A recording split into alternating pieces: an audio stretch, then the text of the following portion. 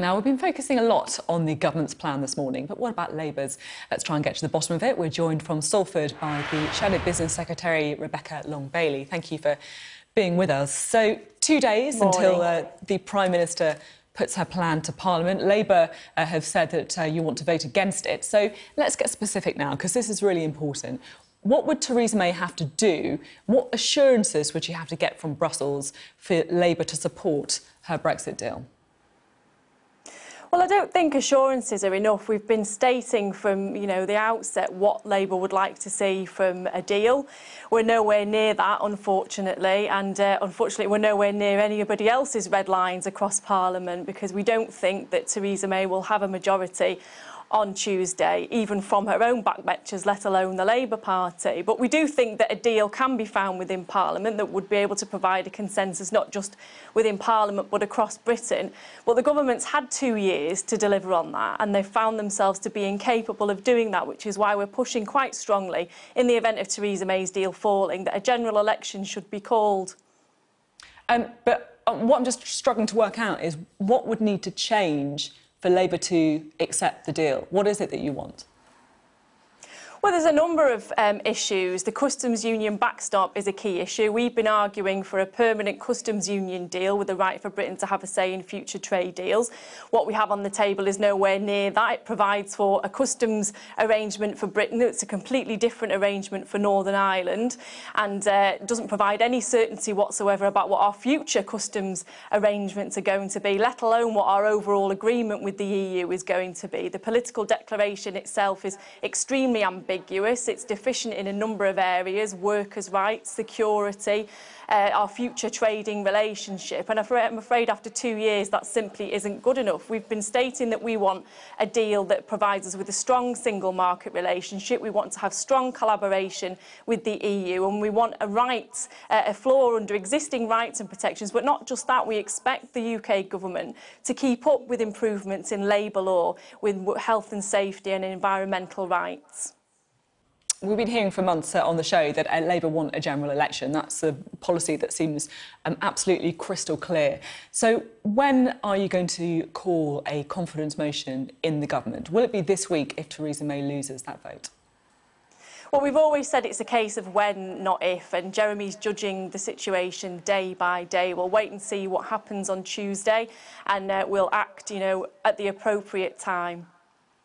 But no clarity on when that's going to be. It just seems extraordinary that you're so desperate for an election, and yet you can't give any clarity on when you're likely to call for one.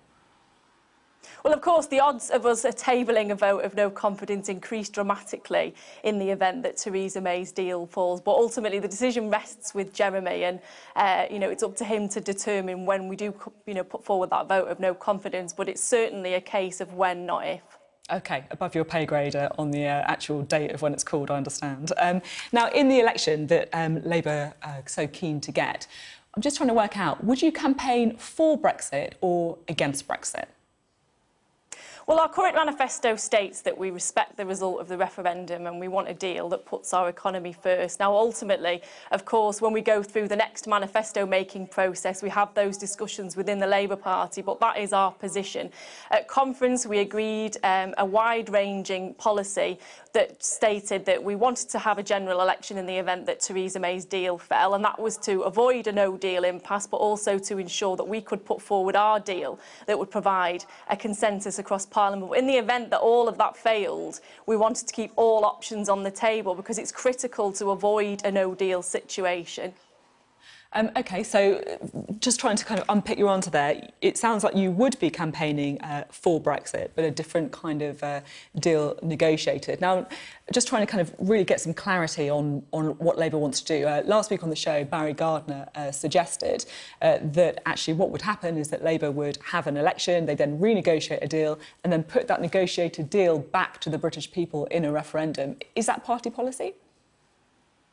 That's not official party policy at this stage. I mean, the policy that we agreed at conference was to call a general election, try to secure the best deal that we possibly can, and in the event that that's not possible or there are any other issues, we had all options on the table. And the specifics of the policy that would go into our manifesto, we're a democratic party, that would be discussed at the appropriate time when we were putting together the manifesto. But, to be as clear as I possibly can, we've always said that we respected the result of the referendum. We've always said that we wanted to secure a good deal for Britain. But in the event that that seems impossible or a no-deal situation seems to be hurtling towards us, we've been very clear within the party that all options will remain on the table. But our priority has always been making sure that we get that deal. OK. Now, this week we saw some pretty horrific images, really, of MPs being surrounded by protesters, being labelled Nazis, being shouted at. Anna Soubry, the Conservative MP, has given an interview in the last week where she says that she won't even stand close to the edge of the platform on the London Underground because she's worried about people pushing her into the path of a train. Is it frightening being an MP at the minute? Well, I mean, certainly, in light of what happened to my colleague, Jo Cox, a few years ago, I think it's brought home the reality of the risks that are involved to members of political parties, but also other leading public figures. And it's, you know, it's not acceptable to be living under that threat of fear. But equally, you expect to be held to account as a politician. You expect your constituents to tell you what they feel. You expect to be, you know, held to account for your own actions as well, but not in a way that makes you feel intimidated or frightened.